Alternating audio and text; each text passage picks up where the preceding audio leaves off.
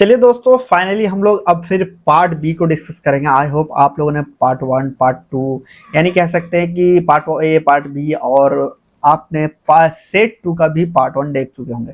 देखिए, बार बार मैं कहता हूँ कि इतना से पढ़ लोगे कि जितना मैंने आपको दिया मॉडल पेपर सेट में, हर सब्जेक्ट का दिया है मैंने। ऐसा कुछ नहीं है कि आपको हर टीचर का अलग अलग मिलेगा, और ये सारी चीज आप अगर कर लेते हो तो आसानी से गारंटी के साथ आप पास हो सकते हो। चलिए हम लोग सेक्शन बी को डिस्कस करेंगे, और बी में जो क्वेश्चंस है उनको देखते हैं। सबसे पहले कौन कौन सा पहला क्वेश्चन पूछा गया कि डिफाइन एक्सिलरी लेवल क्या होता है।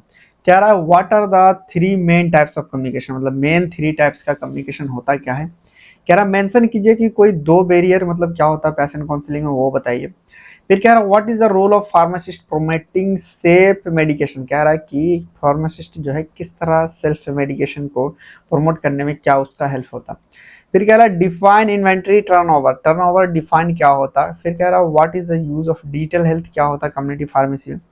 मेंशन कीजिए कि लीगलिटी ऑफ प्रिस्क्रिप्शन, प्रिस्क्रिप्शन का लीगलिटी क्या होता है।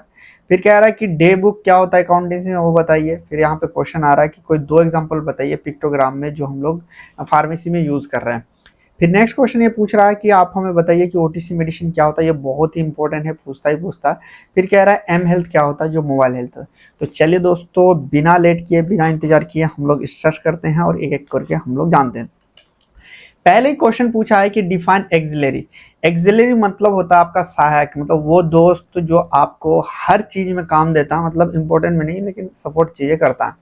देखो क्या कहता है, एक्सिलरी लेवल वो छोटे छोटे वार्निंग या इंस्ट्रक्शन वाले स्टिकर होते हैं जो मेडिसिन की बोतल या फिर पैकेट में लगाए जाते हैं ताकि पेशेंट को दवाई सेफ करेक्ट यूज के बारे में एक्स्ट्रा जानकारी मिल सके। क्या है एक्सिलरी लेवल, वो छोटे छोटे वार्निंग या इंस्ट्रक्शन वाले स्टिकर होते हैं जो मेडिसिन की बोतल या फिर पैकेट पे लगाए जाते हैं ताकि पेशेंट क्या करे, दवाई सेफ और करेक्ट डोज में उसको ले सके। और उसको किस लिए ले सके, ताकि उसको जानकारी जब सही मिलेगी तो जाहिर सी बात है उसको चीजें अच्छे से मिलेगी। इसका मेन पर्पस होता है कि दवा को सही तरीके से इस्तेमाल करना। फिर आता है इसको इंपॉर्टेंट प्रिकॉशन और वार्निंग को समझना। मान लो किसी ने कहा कि अवे फ्रॉम द लाइट, मतलब लाइट से आपको दूर रखना, और आपने पढ़ा ही नहीं, उस कंडीशन में क्या होता है कि आपको एक बेनिफिट मिल जाता है। फिर मेडिकेशन एरर को रिड्यूस करता है ये। ने एग्जांपल के बारे में बात करें, जैसे यहाँ पे कह रहा है सेक वेल बिफोर द यूज, मतलब कि आप इसे क्या करें, यूज करने से पहले इसको अच्छे से मिला ले। फिर कह रहा है स्टोर इन कूल प्लेस, आपको ठंडे जगह में चीज रखेंगे। फिर अगर हम लोग बात करें टेक विथ फूड, फूड के साथ ये आप ले। फिर आता नेक्स्ट ईयर कह रहे do not drive after the taking medicine, कि आप खाना इसको लेने के बाद आप गाड़ी नहीं चला सके, क्योंकि गाड़ी ना चलाएंगे झपकी आ सकता है। इन सब चीजों को क्या होता कि इन सब चीजों का आपको एक्सिलरी लेवल के अंतर्गत आता। नेक्स्ट क्वेश्चन पूछ रहा है what are the three main types of communication, पूछ रहा है कि मेन तीन टाइप्स ऑफ कम्युनिकेशन आप हमें बताइए। पहला कह रहा है हमारे पास verbal communication, non verbal communication, और हमारे पास तीसरा कौन, रिटन कम्युनिकेशन लिख सकता हूँ। वर्बल कम्युनिकेशन वो होता है जिसमें हम लोग वर्ड का यूज करते हैं। Verbal communication is define as, क्या कर सकते हैं कम्युनिकेशन, ये क्या है कि वर्बल कम्युनिकेशन एक तरह का टाइप्स ऑफ कम्युनिकेशन है जिसमें हम लोग वर्ड्स का यूज करते हैं, या कम्युनिकेशन स्पोकन वर्ड के थ्रू होता है।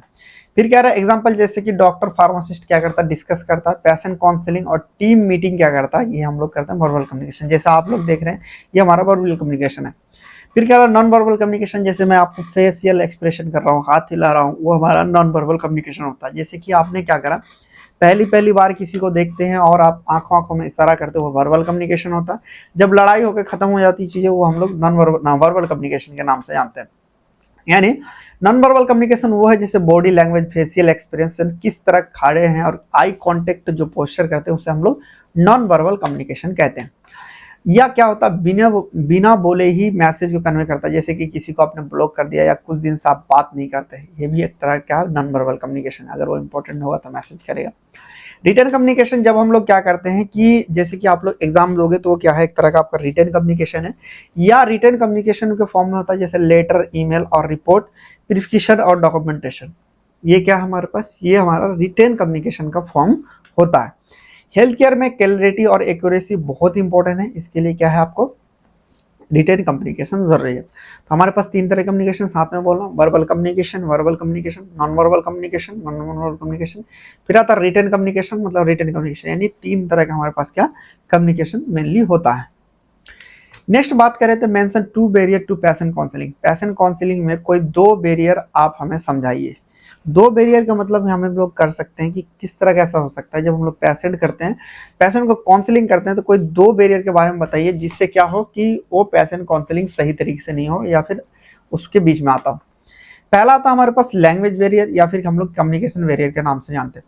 पेशेंट और फार्मासिस्ट की भाषा अलग होना या फिर पेशेंट को इंस्ट्रक्शन समझ ना पाना, ये क्या हमारे पास लैंग्वेज बैरियर या कम्युनिकेशन बैरियर के नाम से आता है। फिर कह रहा है लैक ऑफ टाइम या फिर बिजी इन्वायरमेंट।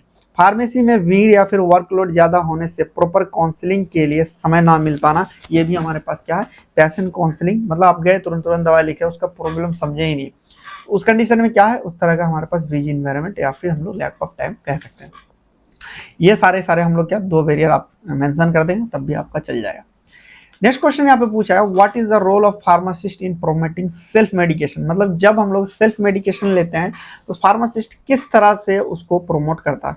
सेल्फ मेडिकेशन उसे कहते हैं जहाँ पे क्या होता है कि जहाँ पे कोई भी मेडिसिन मैं भी अगर ले रहा हूँ तो हम उसके लिए क्या करते हैं, उसके लिए हम ना किसी को डॉक्टर को पूछते हैं ना कुछ करते हैं, अपने मन से हम लोग दवा लेते हैं, उसे हम लोग सेल्फ मेडिकेशन के नाम से जानते हैं। देखो यहाँ पे क्या कह रहा है करेक्ट डोज सिलेक्शन के लिए हम लोग गाइडेंस करते हैं, क्योंकि देखो फार्मासिस्ट एक आपका ऐसा प्राणी है जो आपको चीजें सिखाता है। फार्मासिस्ट पेशेंट को अप्रोप्रिएट ओटीसी मेडिसिन चुनने में मदद करता है, गलत या अननेसेसरी मेडिसिन को लेने से रोकता है, प्रॉपर डोजेज या फिर यूजेस को इंस्ट्रक्शन देता है, डोज फ्रीक्वेंसी ड्यूरेशन और रूट ऑफ एडमिनिस्ट्रेशन को क्लियरली समझाता है, ओवरडोज या फिर मिसयूज से ये क्या है बचने की मदद करता है। फिर आता है आइडेंटिफिकेशन कॉन्ट्राइंडिकेशन। पेशेंट की age, pregnancy, allergy, chronic disease, hypertension को क्या करता है ध्यान में रख के ये सलाह देता है।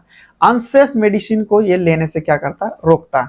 यानी आपका क्या है पहले करेक्ट डोज सिलेक्शन गाइडेंस करना, प्रॉपर डोज यानी यूजेस करना, आइडेंटिफिकेशन कॉन्ट्राइंडिकेशन करना, ये सारे क्या है हमारे पास, ये हमारे पास चीजें क्या कर सकते हैं इसका रोल है। फिर यहाँ पे देखा जाए सबसे पहले नेक्स्ट आता है कि ड्रग सिलेक्शन इंटरेक्शन प्रिवेंशन करना, जैसे कि ओटीसी मेडिसिन और फार्मासिस्ट के करेंट प्रिस्क्रिप्शन ड्रग के बीच में इंटरेक्शन चेक करना, हार्मफुल जो कॉम्बिनेशन है उससे बचना। नेक्स्ट आता है education about the side effect. कोई भी दवाई दे रहे हैं तो उसको साइड इफेक्ट के बारे में बताना, जिसे कॉमन या फिर सीरियस साइड इफेक्ट के बारे में बताना, कब डॉक्टर को दिखाना है कब ये भी समझाना है। इंकरेज करना रिस्पॉन्सिबल यूज के लिए, जैसे कि सेल्फ मेडिकेशन को केवल माइनर या फिर शॉर्ट कंडीशन में ही ले, ताकि आपको जैसे लॉन्ग टर्म तक आप अगर अपने मन से एंटीबायोटिक खाते रहोगे एक तरफ क्या होगा, एक चीजें ये होने लगेगी फिर आपको कि एंटीबायोटिक की जरूरत ही पड़ेगी और एंटीबायोटिक रेसिस्टेंस भी कर सकता है। इस तरह की चीजें हमें बताना। लॉन्ग टर्म कोई सिम्टम्स हो तो डॉक्टर को रेफर करना। इन सब चीजों को कह के क्या कर सकते हैं हम लोग, ये सारे क्या है रोल है आपका किसका कम्युनिटी फार्मेसी में।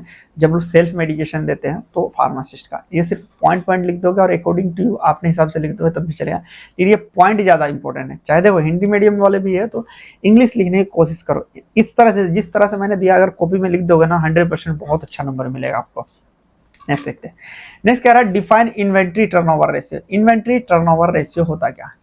इन्वेंट्री टर्नओवर रेशियो का डेफिनेशन देखें तो इन्वेंट्री टर्नओवर एक फाइनेंशियल रेशियो है जो बताता है कि किसी फार्मेसी या बिजनेस एक निश्चित अवधि यानी एक साल में अपना इन्वेंट्री कितनी बार बेचकर फिर उसे रिप्लेनिश किया जाता है।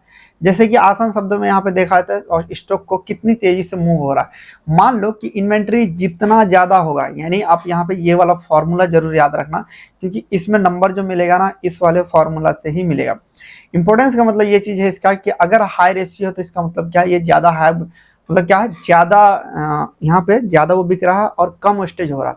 लो रेशियो मतलब क्या, ये स्लो मूविंग हो रहा है, एक्सपायरी का रिस्क ज्यादा है। तो हम लोग देखेंगे जिस दवाई का ज्यादा हाई रिस्क आएगा उसका मतलब क्या है, उसके मतलब ये चीज है कि इसका मतलब ये है कि इसका ज्यादा बिक रहा है, इसको हम लोग लाएंगे ज्यादा, अगर कम आ रहा तो कम बिक रहा तो कम लाएंगे।